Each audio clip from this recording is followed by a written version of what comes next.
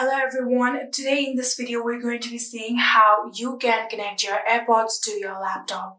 Welcome back to our channel How To Tutorials. So let's dive right into it. So firstly you will need your AirPod in front of you.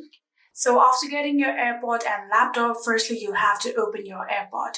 So simply open your AirPod and here you can see the green light will turn on.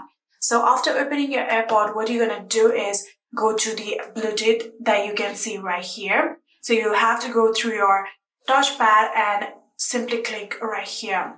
So after clicking on it, here you can see Bluetooth right here. You'll have to turn on your Bluetooth on your laptop. So simply just click on Bluetooth and turn it on. So after turning on your Bluetooth, here you'll have to click on this arrow right here. So after clicking on that arrow here, you can see available devices will now show in here. So in here, you'll have to now search for your AirPod. So simply scroll down and here you can see this is the name of my AirPod. So all you have to do is click on it like this. And here you can see it is now being connecting. And here you can see this will now pop up and all you have to do is click on it like this.